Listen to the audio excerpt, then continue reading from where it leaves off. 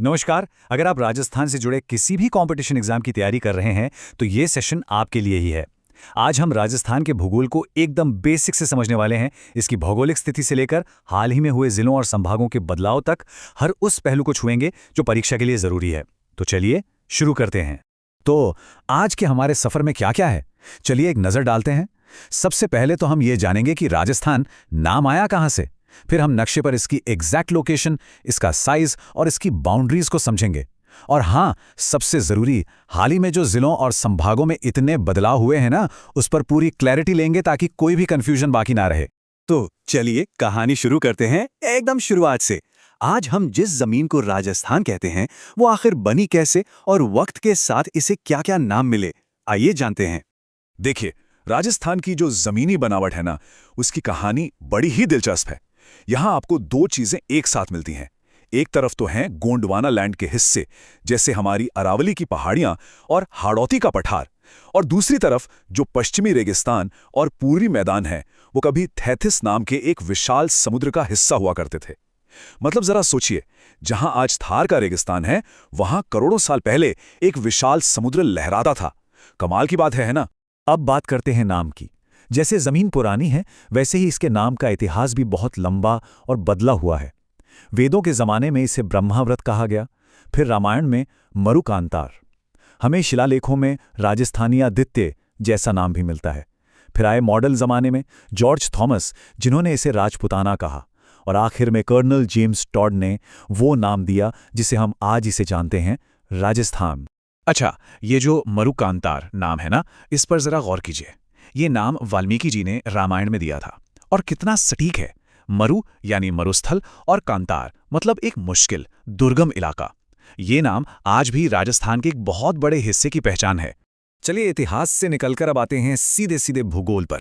अब हमें यह समझना है कि दुनिया के नक्शे पर और भारत के नक्शे पर राजस्थान की एग्जैक्ट लोकेशन क्या है। तो सबसे पहले ग्लोब पर देखते हैं। सीधी सी बात है, भूमध्य रेखा यानी इक्वेटर के ऊपर है तो हो गया उत्तरी गोलार्ध, और ग्रीनविच लाइन के पूरब में है तो हो गया पूर्वी गोलार्ध। तो दोनों को मिला के क्या बना? उत्तरी पूर्वी गोलार्ध। सिंपल। और जब हम भारत के मैप को देखते हैं तो राजस्थान हमें कहाँ मिलता है? उत्तर पश्चिम कोने में। एक बहुत ही स्ट्रेटेजिक लोकेशन है ये, क्योंकि हमारी सीमाएं न सिर्फ एक दूसरे देश से लगती हैं, बल्कि देश के कई बड़े राज्यों से भी जुड़ती हैं। अब जरा इन नंबर्स पर बहुत ध्यान दीजिएगा, क्योंकि ये सीधे सीधे एग्जाम में सवाल बनकर आते हैं। राजस्थान का अक्षांशीय विस्तार है 23 डिग्री 3 मिनट उत्तर से लेकर 30 डिग्री 12 मिनट उत्तर तक, और देशांतरीय विस्तार वो है 69 डिग्री 30 मिनट पूर्व से 78 डिग्री 17 मिनट पूर्व तक। और हाँ, सिर्फ नंबर ही नहीं, इसके जो 4 कोने हैं ना, उत्तर में कोड़ागांव, दक्षिण में बोरकुंडा, पश्चिम में कटरा और पूरब में सिलाना, ये नाम भी रट लेने हैं। ठीक है, लोकेशन तो समझ आ गई। अब बात करते हैं इसके साइज और शेप की। मतलब ये दिखता कैसा है, कितना बड़ा है, और क्यों इसे भारत का सबसे बड़ा राज्य कहते हैं। राजस्थान का जो मैप है वो थोड़ा यूनिक है। इसकी आकृति को कहते हैं विषमकोणीय चतुर्भुज, या अंग्रेजी में कहें तो रोम्बस। आसान भाषा में कहें तो पतंग जैसा दिखता है। और हाँ, ये नाम किसने दिया था? भूगोलवेत्ता टी.एच. हैंडले ने। ये फैक्ट भी इंपॉर्टेंट है। अब ये देखिए, ये एक बड़ा मजेदार फैक्ट है। राजस्थान की जो चौड़ाई है, मतलब ईस्ट से वेस्ट, वो उसकी लंबाई यानी नॉर्थ से साउथ से ज्यादा है। चौड़ाई है 869 किलोमीटर और लंबाई है 826 किलोमीटर। और इनके बीच का जो डिफरेंस है ना, 43 किलोमीटर का, ये सवाल भी कई बार पूछा गया है। ये नंबर तो बस दिमाग में बैठा लीजिए, 3,42,239 वर्ग किलोमीटर। 3,42,239 square kilometres. ये है राजस्थान का टोटल एरिया, जो इसे बनाता है भारत का सबसे बड़ा राज्य। अब इस नंबर को दूसरे तरीके से समझते हैं। पूरे भारत की जितनी जमीन है ना, उसका 10.41% हिस्सा अकेले राजस्थान के पास है। ये बहुत बड़ा हिस्सा है, जो बताता है कि ये प्रदेश कितना विशाल है। इसके साइज को और बेहतर ढंग से समझने के लिए चलिए कुछ देशों से इसकी तुलना करते हैं। ये जर्मनी के लगभग बराबर है, ब्रिटेन से तो 1.5 गुना बड़ा है, श्रीलंका जैसे 5 देश इसमें समा सकते हैं, और इजराइल जैसे 17। अब आप अंदाजा लगा सकते हैं कि हम कितने बड़े राज्य की बात कर रहे हैं। चलिए अब एक और बहुत ही क्रिटिकल टॉपिक की तरफ बढ़ते हैं, राजस्थान की सीमाएं यानी इसकी बाउंड्रीज। हम दोनों तरह की सीमाओं को समझेंगे, एक जो देश से लगती है और दूसरी जो हमारे अपने राज्यों से। तो सबसे पहले टोटल लंबाई। राजस्थान की जो पूरी जमीनी सीमा है वो है 5920 किलोमीटर। इसमें इंटरनेशनल और इंटरस्टेट दोनों शामिल हैं। अब इस 5,920 किलोमीटर के आंकड़े को तोड़कर देखते हैं। इसका एक बड़ा हिस्सा करीब 82% यानी 4,850 किलोमीटर्स तो हमारे पड़ोसी राज्यों के साथ है, और जो बचा हुआ 18% है यानी 1,070 किलोमीटर वो है हमारी अंतर्राष्ट्रीय सीमा जो पाकिस्तान से लगती है। तो पहले बात करते हैं इंटरनेशनल बॉर्डर की। पाकिस्तान के साथ लगने वाली ये 1,070 किलोमीटर लंबी सीमा, इसका एक खास नाम है रैडक्लिफ रेखा। इसका नाम सर सिरिल रैडक्लिफ के नाम पर पड़ा था, जिन्होंने 1947 में विभाजन के समय इस सीमा को खींचा था। अब ये रेखा राजस्थान में कहां से कहां तक है? ये उत्तर में श्री गंगानगर के हिंदुमरकोट से शुरू होती है और दक्षिण में बाड़मेर के बाखासर तक जाती है, और इस पूरे रास्ते में ये श्री गंगानगर, अनूपगढ़, बीकानेर, जैसलमेर और बाड़मेर इन 5 जिलों से होकर गुजरती है। इन 5 जिलों में एक बात खास है, सबसे लंबी इंटरनेशनल बाउंड्री जैसलमेर की है, पूरे 464 किलोमीटर की। और हाँ, एक बहुत जरूरी अपडेट, जो नए जिले बने हैं उसके बाद अनूपगढ़ भी अब इस लिस्ट का हिस्सा है। इस नए अपडेट को जरूर याद रखिएगा। चलिए अब आते हैं अपनी इंटरस्टेट बाउंड्री पर। यहाँ 2 फैक्ट सबसे ज्यादा जरूरी हैं जो एग्जाम में सीधे सीधे पूछे जाते हैं। सबसे लंबी सीमा हम मध्य प्रदेश के साथ शेयर करते हैं 1600 किलोमीटर, और सबसे छोटी वो है पंजाब के साथ, सिर्फ 89 किलोमीटर्स। ये टेबल तो समझ लीजिए कि आपके लिए एक खजाना है। इसमें साफ साफ दिया है कि हमारा कौन सा जिला किस पड़ोसी राज्य को छूता है। और हाँ, यहाँ खास तौर पर ध्यान दीजिएगा, नए जिले बनने के बाद जैसे नीम का थाना, खैरथल तिजारा, डीग और सांचौर, इनके आने से पूरी लिस्ट बदल गई है। तो इस अपडेटेड टेबल को अच्छे से देख लीजिए। तो ये थी सीमाओं की पूरी कहानी, एकदम डिटेल में।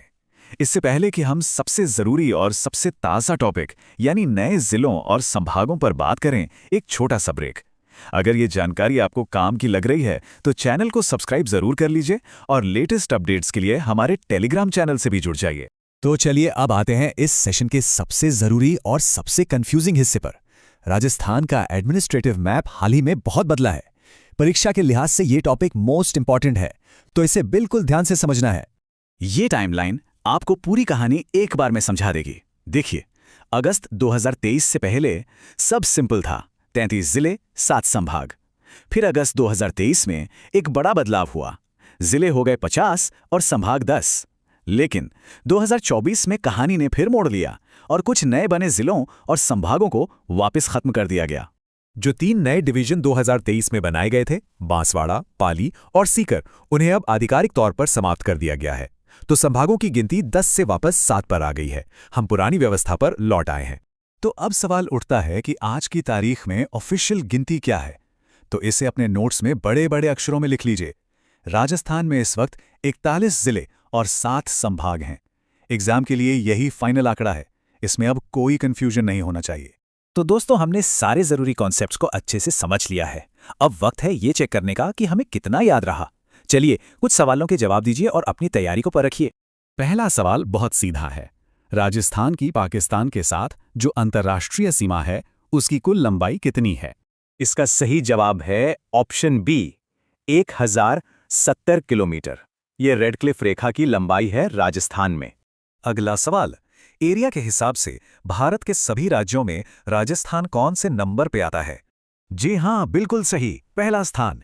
और ये भी याद रखिएगा कि राजस्थान 1 नवंबर साल 2000 को देश का सबसे बड़ा राज्य बना था। और ये रहा तीसरा सवाल। Geographer TH. हेंडले ने राजस्थान के शेप को क्या नाम दिया था? सही जवाब है ऑप्शन सी, विषमकोण या चतुर्भुज, जिसे हम रोम्बस भी कहते हैं। चलिए जाने से पहले एक बार सारे जरूरी फैक्ट्स को फटाफट दोहरा लेते हैं। कुल एरिया 3,42,239 वर्ग किलोमीटर, जो भारत का 10.41% है। उत्तर से दक्षिण लंबाई 826 किलोमीटर, पूर्व से पश्चिम चौड़ाई 869 किलोमीटर।